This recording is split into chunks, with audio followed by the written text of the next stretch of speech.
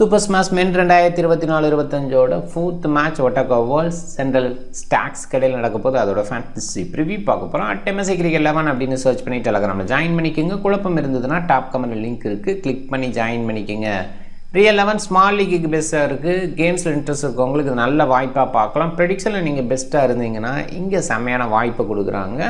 இந்த particular team ஜெயிக்கும் அப்படின்னு பெட் பண்ணி உங்களால் ஏர்ன் பண்ண முடியும். அது இல்லாமல் இந்த பர்டிகுலர் பிளேயர் மேலே பெட் பண்ணுறேன் அப்படி கூட நீங்கள் யோசித்து விளையாட முடியும். பயன்படுத்திங்க. ரியல் 11 இன்ஸ்டால் பண்ணலைன்னா டாப் கமெண்ட் லிங்க் இருக்குது, கிளிக் பண்ணி இன்ஸ்டால் பண்ணி என்னோடய ரெஃபரல் கூட பயன்படுத்த மறக்காதீங்க. மாலினிக்ஸ் பார்க் அலெக்சாண்டரில் தான் இந்த போட்டி. மழைக்கான வாய்ப்பில் டிசம்பர் 31 8:55 AM நம்மளோட டைம், அவங்களோட டைம் 4:25 PM. இது டே ஸ்டார்ட்டுனே கிட்டத்தட்ட சொல்லலாம். அதனால் பேட் ஃபஸ்ட்டு ப்ரிஃபர் பண்ணுவாங்க.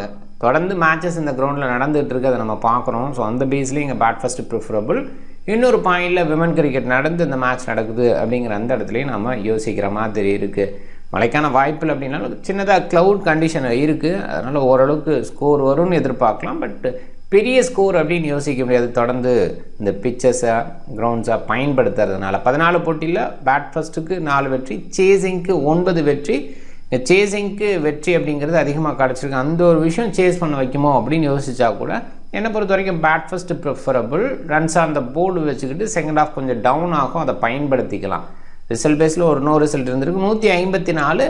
இது நியூசிலாந்து கிரிக்கெட்டில் கொஞ்சம் லோ ஸ்கோர்னு தான் சொல்லணும். ஏன்னா ஹை ஸ்கோரிங்காக நிறைய பக்கம் இருக்கும், இந்த கிரவுண்ட் டைமென்ஷன் சின்னதாக இருக்கும். இந்த மாதிரி இடத்துல 154ங்கிறது லோ ஸ்கோர்.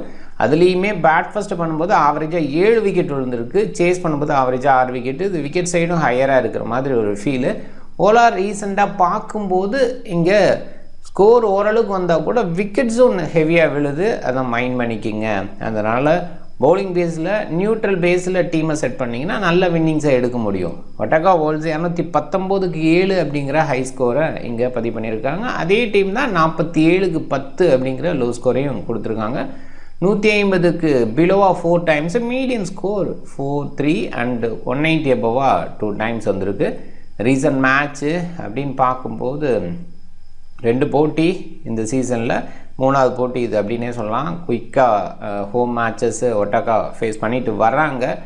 அண்ட் முதல் போட்டியில் ஜெயிச்சிருக்காங்க, 9 விக்கெட் விட்டுருக்காங்க. 2வது போட்டியில் ஆப்போனண்ட்டை 106க்கு 10 அப்படின்னு மடிக்கிறாங்க. அதே மாதிரி கேண்டர்பரி கிங்ஸை முதல் போட்டியில் 10 விக்கெட் விட்டுருக்காங்க. 2 தடவை விளாண்டு 2 தடவையுமே அவங்க 10 விக்கெட்டை காலி பண்ணியிருக்காங்க. அந்த வகையில் அந்த பவுலர்ஸ் நல்லா இருக்காங்கன்னு புரிஞ்சுக்கலாம். பிச்சை பொறுத்த வரைக்கும் விக்கெட்ஸை கொடுக்குது. இந்த டொமஸ்டிக் ஃபார்மேட்டை பொறுத்த வரைக்கும் ஓரளவுக்கு ஸ்கோர் வரும் அப்படின்னா கூட விக்கெட் பேஸ்லேயே நிறைய விழுந்து பார்த்துருக்கோம், அதை கொஞ்சம் மைண்ட் பண்ணுங்கள்.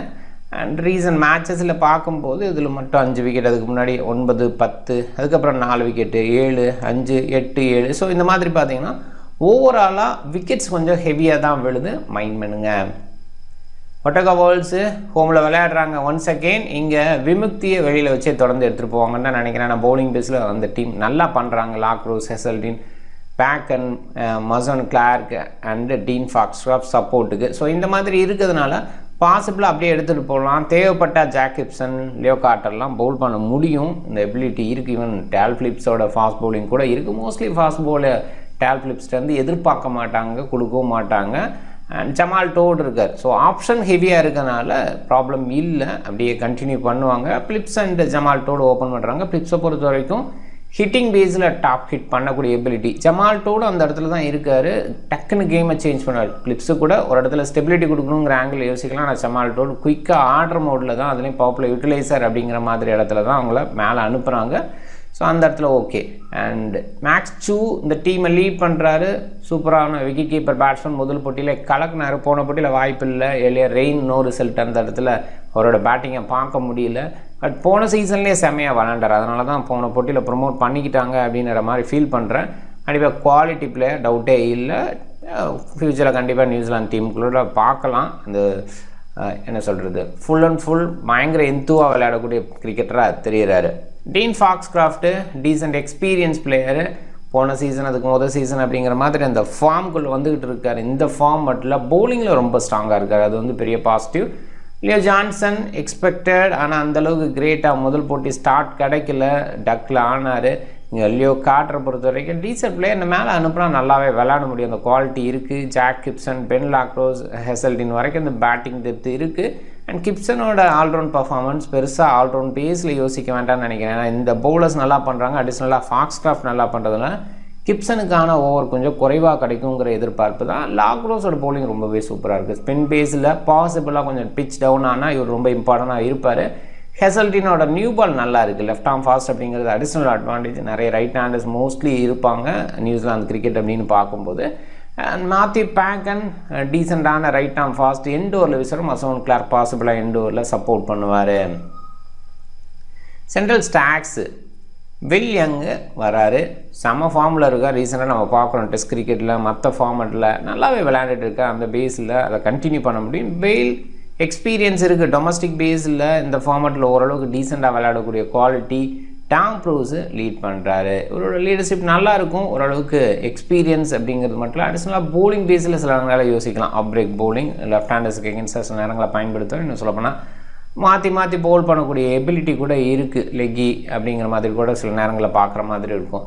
வில்லியம் கிளார்க்கு ஓரளவுக்கு டீசன்ட் பிளேயர் அண்ட் நல்ல ஆல்ரவுண்டர் அப்படின்னே பார்க்கலாம். கேப்டன் வைஸ் கேப்டன் ரேஞ்சுக்கு ரிஸ்க் எடுக்கணும்னு நினச்சா கண்டிப்பாக இவர் கொஞ்சம் ரிஸ்க்கான ஒரு இடத்துல சொல்லலாம். ஆனால் சில நேரங்களில் எண்டோர் கொடுத்து ஒரு போக வைக்கும் வாய்ப்பு இருக்குது. நல்ல ஹிட்டிங் எபிலிட்டியும் இருக்குது, பவுலிங்கில் ஹேண்டியாகவும் இருப்பார். அண்ட் சாம் கிளாசிடி டீசெண்டான right arm medium bowler and right arm batting ஓரளவுக்கு டீசெண்ட் ஆல்ரவுண்டர். பார்க்கலாம் இந்த சீசனில் என்ன பண்ணுவார் அப்படின்னு சொல்லிட்டு எதிர்பார்ப்பு ஒரு மேலே அதிகமாக வச்சுருக்காங்க. ஹீபி விக்கெட் கீப்பர் பேட்ஸ்மேன், ஓரளவுக்கு டீசெண்ட் ஹிட்டிங் எபிலிட்டி இருக்குது. அங்குஷ்கா இவர் ஆஃப் பிரேக் பவுலர், ஓரளவுக்கு பேட்டிங் எபிலிட்டி இருக்கக்கூடிய ஒரு ஆல்ரவுண்டர்னு சொல்லலாம். ஜாய்ஃபீல்டு, ரேண்டல், திக்னர், இந்த டீமுக்கு ஃபாஸ்ட் பவுலிங் சூப்பராக இருக்குது. குறிப்பாக ஜாய்ஃபீல்டை பொறுத்த வரைக்கும் ரொம்பவே எதிர்பார்க்கப்பட்ட பிளேயர் நியூசிலாந்து அண்டர் 19 விளையாடும் போது. ஆனால் ஒரு பாயிண்டில் எதிர்பார்ப்பை ஃபில் பண்ணால் கூட உள்ளே வர முடியாதுங்கிற சூழல். ஏன்னா சவுத்தி, போல்ட்டு இவங்கெல்லாம் ரெகுலராக இருந்த பிளேயராக நியூசிலாந்து டீமுக்கு இருந்ததுனால இவங்களுக்கெல்லாம் வாய்ப்பு கிடைக்காம போச்சு அப்படின்னே சொல்லலாம். பார்க்கலாம் இனி வர காலங்களில் ஜாய்ஃபீல்டு ஒரு வாய்ப்பு எடுத்துப்பாரா. இன்னொரு பக்கம் பிரெட்ராண்டலும் அப்படி தான் சொல்லணும், சூப்பர் பவுலர். இவரும் அண்டர் 19 அந்தளவுக்கு கலக்குனார். ரொம்பவே எதிர்பார்க்கப்பட்ட பிளேயர், அடுத்தடுத்து பெரிய ஸ்டேஜ் கிடைக்கும்ட்டு. பட் அவருக்குமே இன்னுமே கிடைக்கல. பார்க்கலாம் இன்னும் இந்த இதில் பிளே திக்னருக்கு ஒரு வாய்ப்பு கிடச்சி அதை ஓரளவுக்கு பயன்படுத்திட்டார் அப்படின்னு தான் சொல்லணும். நியூசிலாந்து கிரிக்கெட்டுக்கும் சில மேட்சஸ் விளையாண்டுருக்கார். அண்ட் ஜெய்டல் லினக்ஸு ஓரளவுக்கு எதிர்பார்ப்பு இருக்க லெஃப்ட் ஆர்ம் ஆர்த்தராக்ஸு இந்த ஃபார்மட்டுக்கு பெஸ்ட்டு சூப்பர் ஸ்மாஷ் பவுலர்னே சொல்லலாம். அந்தளவுக்கு நல்லா பண்ணியிருக்காரு. அண்ட் கூட சப்போர்ட்டுக்கு அங்குஸ்கா. ஸோ அங்குஸ்கா மேலே இந்த சீசனில் ஒரு எதிர்பார்ப்பு வச்சுருக்காங்க. என்ன மாதிரி பண்ணுவார் அப்படின்னு ஃப்யூச்சரில் தான் பார்க்கணும். ஃபிண்டலே இவரை பொறுத்த வரைக்கும் ரைட் ஆர்ம் மீடியம், ஒரு டீசன்ட் பேட்டிங் வச்சுருக்க பிளேயருன்ற மாதிரி ஒரு விஷயம் இருக்குது. பார்க்கலாம். பட் வோல்ஸை பொறுத்த வரைக்கும் இந்த பேட்டிங் டெப்த் இருக்குது அண்ட் பவுலிங் ஸ்ட்ராங்கை ஷோ பண்ணியிருக்காங்க இது வரைக்கும். அண்ட் இந்த டீம் பொறுத்த வரைக்கும் பவுலிங்கில் ஸ்ட்ராங்கு, அதே நேரத்தில் வில்லியங்கு, டாம் ப்ரூஸ், வில்லியம் கிளார்க் அப்படிங்கிற மாதிரி டாப்பாக சொல்லப்போனால் ஜாக் பெயிலும் ஒரு எக்ஸ்பீரியன்ஸ்னே சொல்லலாம். மிடில் ஒரு இன்எக்ஸ்பீரியன்ஸ் ஃபீல் இருக்குது. ஸோ ஒரு பாயிண்டில் யூஸ்டு ட்ராக் இந்த மாதிரி இடத்துல மிடில் பேஸில் இருக்கிறவங்க அவ்வளோ பெருசாக பண்ண முடியாது அப்படின்றது இருக்குது. ஸோ அந்த பேஸில் பெரிய பாதிப்பாக இருக்காது. டாப் ஆர்டர் சக்ஸஸ்ஃபுல்லாக பண்ண முடியும். அண்ட் சக்ஸஸ் இருந்தால் கூட இங்கே பேட் ஃபஸ்ட்டு டீமுக்கான அட்வான்டேஜ் அதிகமாக நான் பார்க்குறேன். ஸோ பார்க்கணும் எந்த டீம் பேட் ஃபஸ்ட்டு பண்ணி ரன்ஸ் ஆன் த போர்டு வைக்கிறாங்க அப்படின்ற டீம் ஜெயிக்கிறதுக்கான வாய்ப்பு. ஆனால் ஒட்டகா வோல்ஸோட ஹோம் அப்படின்றதுனால அதே நேரத்தில் இங்கே பேட்டிங் டெப்த் பேஸில் கேம் சேஞ்சர் பேஸில் யோசிக்கும் போது ஒட்டகா வோல்ஸ் வின் பண்ணுறதுக்கான வாய்ப்பு அதிகமாக பார்க்குறேன். அதே நேரத்தில் இங்கே யோசிக்கும் போது வில்லியங் அண்ட் டாம் ப்ரூஸ் ரைஸ் பண்ணாங்க, பெரிய ஸ்கோர் பண்ணிட்டாங்கன்னா அண்ட் உங்களுக்கு பவுலர்ஸ் நல்லா இருக்காங்க. ஸோ அந்த பேஸில் அவங்களுக்கும் வாய்ப்பு இருக்குது. பவுலிங் ஆப்ஷன்ஸ் பார்க்கலாம். ஜாக் கிப்சனுக்கு கொடுப்பாங்களான்ட்டு, மற்றபடி இந்த 5 பவுலர்ஸை ஸ்டிக் பண்ணிக்கிறதுக்கான வாய்ப்பு அதிகமாக பார்க்குறேன். பேக்கன் அண்ட் மசோன் கிளார்க் எண்டோரில் வீசுவாங்க. இங்கே ஆப்ஷன்ஸ் ஹெவி. ப்ரூஸ் சில நேரங்கள் எடுத்துக்கலாம். வில்லியம் கிளார்க் இருக்கார். அங்குஷா அண்ட் 5 ப்ராப்பர் பவுலருங்கிற மாதிரி கூட போகலாம். கிளாசிக்கான வாய்ப்பு கம்மியாக நான் பார்க்குறேன். ஆனால் டொமஸ்டிக்கில் பவுல் பண்ணியிருக்காரு. அண்டு அங்குஸ்கா கூட பார்த்திங்கன்னா பேட்டிங்கில் சில நேரங்களில் டிஸ்பிளே பயங்கரமாக பண்ணியிருக்காரு. ஸோ ஒரு கன்சிஸ்டன்ட் கிடையாது பேட்டிங் பேஸில். அந்த பேஸில் ஒரு சில ஓவர்ஸ் மட்டும் கொடுத்து ஸ்டாப் பண்ணலாம். எண்டோரில் ஜாய்ஃபீல்டோட சில நேரம் இன்க்ளூஷன் இருக்கலாம். But most probably Brett Randell and திக்னரோட எண்டோர் இருக்குங்கிற எதிர்பார்ப்பு தான். ஸோ அவங்களுக்கான முழுமையான over. And Jayden Lennox spin பேஸில் கன்சிடரபிளாக அவர் தான் பண்ணுவார். அதனால் கண்டிப்பாக அவருக்கான முழுமையான ஓவர் கிடைக்கும். ரெண்டு டீம் பார்க்கும்போது சென்ட்ரல் ஸ்டாக்ஸோட அந்த அவுட்புட் பெஸ்ட்டாக இருந்திருக்கு. ஒட்டோகா வால்ஸ் கொஞ்சம் டவுனாக இருந்திருக்காங்க. பட் இந்த சீசனில் நல்ல ரிசோர்ஸ் அண்ட் நல்ல start and home matches initial அமையுது. அந்த பேஸில் கொஞ்சம் பிளெஸ்டாக இருப்பாங்க, ஃபீல் பண்ணுவாங்க, கொஞ்சம் பெட்டராக கூட பண்ணலாம். ரெண்டு டீமை கம்பேர் பண்ணும்போது ஒட்டோகா வால்ஸ் பெஸ்ட்டாக இருக்காங்க. அதை தான் நான் முதல்ல சொல்லியிருக்கேன். பட் இதில் ஒரு சேஞ்சுக்கு மறுபடியும் சென்ட்ரல் ஸ்டாக்ஸ் சைடு போகணுன்னா டாப் ஆர்டரில் இருக்கிற யங் அண்டு ப்ரூஸ் வந்து நல்லா பண்ணணும். அது ஒன்று தான். ஒட்டோகா வால்ஸ் பேட் ஃபஸ்ட்டு பண்ணும்போது சக்ஸஸ் பண்ணல அவ்வளோ. சென்ட்ரல் ஸ்டாக்ஸ் தான் அந்த இடத்துல சக்ஸஸ் பண்ணியிருக்காங்க. பவுல் ஃபர்ஸ்ட் ஓரளவுக்கு ஈக்குவலாக இருக்குது. சென்ட்ரல் ஸ்டாக்ஸ் அதுலேயுமே எட்ஜ் எடுத்திருக்காங்க. ஒட்டோகா வால்ஸ் ரீசன்ட் மேட்சஸ்ன்னு பார்க்கும்போது நிறைய நோ ரிசல்ட்டாக போயிடுச்சு. ஸோ போன போட்டிக்கு முதல் போட்டி இந்த சீசனில் அவங்களுக்கு ஒரு வெற்றி கிடச்சிது. ஸோ ஆக்லாந்து ஆசஸ் அகெயின்ஸ்டாக ஒரு தோல்வி. சென்ட்ரல் ஸ்டாக்ஸை பொறுத்த வரைக்கும் ரீசெண்டாக ஜெயிச்சுட்டு வந்திருக்காங்க. கடைசி போட்டி நோ ரிசல்ட்டு பார்க்குறோம். இந்த சீசனை பொறுத்த வரைக்கும் இன்னுமே ஸ்டார்ட் பண்ணலை பாருங்கள். அண்ட் அந்த வகையில் ஓரளவுக்கு அட்வான்டேஜ் ஃபீல் பண்ணலாம். அண்ட் ரீசன்ட் ரிசல்ட் பேஸில் யோசிக்கும் போது சென்ட்ரல் ஸ்டாக்ஸ் அதிகமாக ஜெயிச்சிருக்காங்க. டாப் 14 என்னோட மைண்டில் வில் யங், டாம் ப்ரூஸ் ஆப்வியஸாக அந்த டீமோட பெஸ்ட் பேட்டர்ஸு. மேக்ஸ் டூ இப்போதைக்கு பெஸ்ட்டு ஷோ பண்ணுறாரு. வில்லியம் கிளார்க் ஆல்ரவுண்ட் பர்ஃபார்மன்ஸ் கொடுத்து வர முடியும். ஃபாக்ஸ்கிராஃப்ட் ஓவராலாக பெஸ்ட்டாக இந்த மேட்ச் பொறுத்த வரைக்கும் சொல்லக்கூடிய ஆல்ரவுண்டர். கிளாசிடி எதிர்பார்ப்பு இருக்குது. Joey Field, Ben Lockrose, Jayden Lennox இவங்கெல்லாம் பார்த்திங்கன்னா ஸ்பின் பேஸில் இருக்கிற பவுலர்ஸு. ஹெசல்டினை பொறுத்த வரைக்கும் இனிஷியல் பால் நல்லா வீசினா அந்த எபிலிட்டி அந்த ஃபுல் கோட்டாக கிடச்சி எடுத்துப்பார். அந்த இடத்துல பார்க்கணும். அண்ட் பேட்டிங்கில் வந்தாலும் டீசென்ட் பண்ணுங்க. அவரோட பேட்டிங் லெவலுக்கு யோசிக்க வேண்டாம். ஹேண்டல் பேக் திக்னர், வசன் கிளார்க் இவங்கெல்லாம் இந்த லெவலில் பெஸ்ட் பவுலர்ஸாக இருந்திருக்காங்க. அதில் திக்னர் இன்டர்நேஷ்னல்லே இருந்து பார்த்துருக்கோம். அந்த ஹைட்டு பாசிபிளாக அந்த குவாலிட்டி ஆஃப் பவுன்ஸ் பண்ணி விக்கெட் எடுக்கக்கூடிய குவாலிட்டி. ஸோ அந்த பேஸில் திக்னரை யோசிக்கணும்.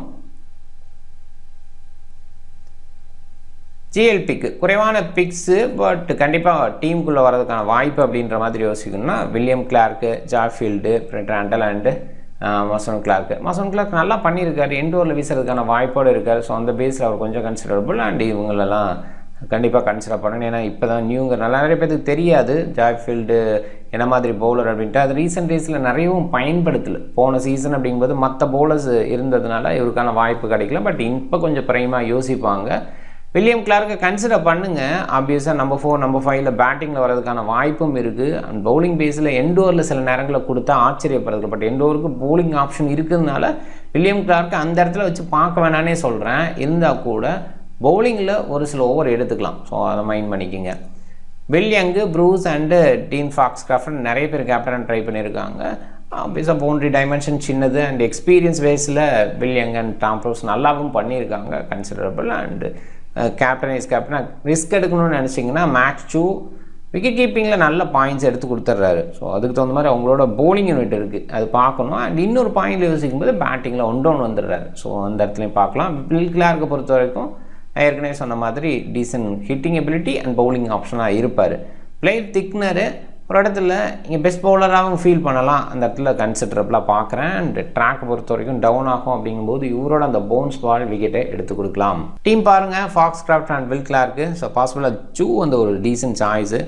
பேட்டிங் ஆர்டர் அப்படிங்கிறத கிளாரிட்டி எடுத்துக்கங்க. சில நேரங்களில் கொஞ்சம் டவுன் ஆர்டரில் வந்தாருன்னா அங்கே வந்து பெருசாக பண்ண முடியாது. அப்பர் ஆர்டர் இருக்க பேட்டர் தான் இந்த கிரவுண்டில் பெஸ்ட் அவுட்புட்டை கொடுக்க முடியும். இந்த கிரவுண்ட் பொதுவாக சொல்லலை, ஏன்னா தொடர்ந்து யூஸ் பண்ணிகிட்டே இருக்கும்போது டாப் ஆர்டர் பேட்டர்ஸ் தான் நல்லா பண்ணுவாங்க. இப்போ ரீசெண்டாக மவுண்ட் மாங்கனியில் நம்ம பார்த்தோம், டாப் ஆர்டர் பேட்டர் பண்ணாங்க, டக்குன்னு அப்படியே கொலாப்ஸ் ஆச்சு. இது வந்து டவுன் ட்ராக்ஸில் இருக்கிற ஒரு விஷயம். எப்பயுமே டாப் ஆர்டர் பிளேயர் ஓரளவுக்கு டீசெண்டாக விளையாடுறாங்க. Middle and lower order batter அவ்வளோ பெஸ்ட்டாக பண்ண முடியாது. இதே பேர்த் மாதிரி ட்ராக்ஸ்லாம் பார்த்தீங்கன்னா இனிஷியலாக டஃப்பாக இருக்கும், பால் ஹோல்ட் ஆகும்போது பெஸ்ட்டாக இருக்கும். ஸோ இந்த மாதிரி ட்ராக்ஸ் பால் ஹோல்ட் ஆகும்போது அவ்வளோ ஈஸியாக எடுத்து கொடுக்காது, கொஞ்சம் டஃப்பாக கூட இருக்கலாம். அண்ட் ஃப்ரெஷ் ட்ராக்காக இல்லாத பட்சத்தில் இதை பார்க்கணும். ஏன்னா விமன் கிரிக்கெட்டில் பயன்படுத்தின ட்ராக்கை பயன்படுத்துவாங்கிற ஆங்கிளில் தான் இந்த இடத்த நான் சொல்லிகிட்டு இருக்கேன். ஒருவேளை ஃப்ரெஷ் ட்ராக் கொடுக்குறாங்கன்னா அந்த இடத்துல கொஞ்சம் மாற்றமும் இருக்கலாம். மைண்ட் பண்ணிங்க. இங்கே டிஃப்ரெண்ட் டீமை ட்ரை பண்ணுங்கள். இந்த வீடியோ பிடிச்சிருந்தால் லைக் பண்ணுங்கள், உங்கள் ஃப்ரெண்ட்ஸுங்களுக்கு ஷேர் பண்ணுங்கள். சேனலை சப்ஸ்கிரைப் பண்ண மறக்காதீங்க. மிக்க நன்றி.